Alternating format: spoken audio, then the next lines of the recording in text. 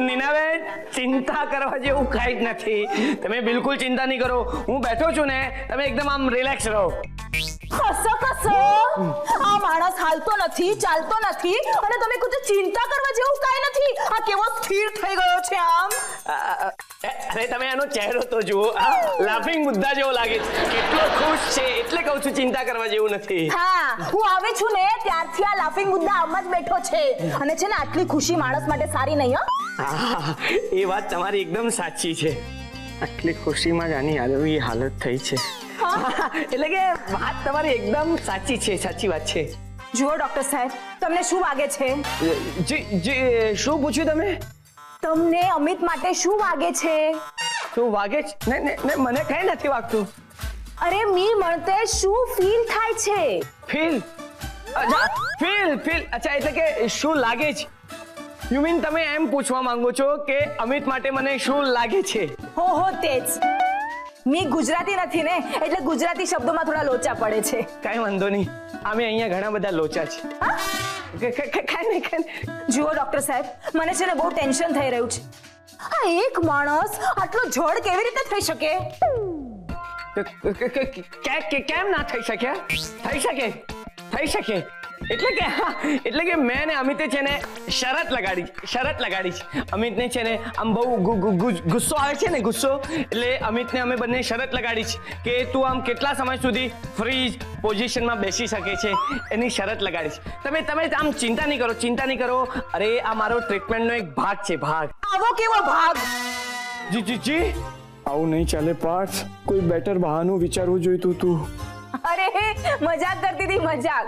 હા ડોક્ટર તમે છો, સારવાર તમારે કરવાની છે, આમાં મને શું સમજાવવાનું? હા, જ્યાં સુધી આ જાગે નહીં ત્યાં સુધી મજાક કરતા રહેજો. તમારા ઘરમાં બાથરૂમ છે? ના, એટલે કે હું પણ એ જોક કરતો હતો. આવડું મોટું ઘર છે તો બાથરૂમ તો હોય જ ને. જો આમ અંદર જશો ને તો કિચન છે અને જમણી બાજુ બાથરૂમમાં બેડરૂમ છે. એટલે કે બેડરૂમમાં બાથરૂમ છે. દેવા રે દેવા. ના, ઘરનું જ બાથરૂમ છે, ત્યાં ક્યાંય રૂપિયા નહીં દેવા પડે. હે ભગવાન! અરે જાગ રે જાગ. હવે તારી વાઈફ પણ આવી ગઈ છે. હવે આ જાગશે નહીં તો મારે સુવાનો વારો આવશે. ખરા ફસાઈ ગયા આપણે તો. દિશા જો ને, અમિતભાઈના વાઈફ પણ આવી ગયા. હા યાર, અજીબ યોગાનો યોગ છે. અચાનક આ નીનાબેન ટપકી ક્યાંથી પડ્યા?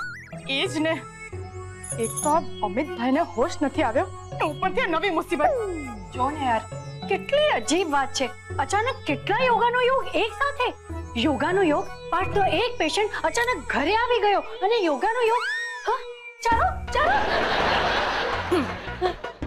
યોગાનો યોગ એ પેશન્ટને લોટરી રમવાનો શોખ અને યોગાનો યોગ એ પેશન્ટને લોટરી લાગી જાય તો એટલી બધી ખુશી થાય કે હોશ જ ખોઈ બેસે. દિશા, આપણા ઘરને છે ને જરૂર કોઈની નજર લાગી ગઈ છે. જો ને, આ નીનાબેન પણ આવી ગયા. હવે પાર્થ ખબર નહીં એમને શું પટ્ટી પડાવશે. હું તમને લોકોને મૂર્ખ લાગુ છું? ના, એટલે મને કોઈ પણ પટ્ટી પડાવે અને હું ઉલ્લુ બની જાઉં એમ. નીનાબેન, તમે અહીંયા? હા, મેં તમારી બધી વાતો સાંભળી લીધી છે.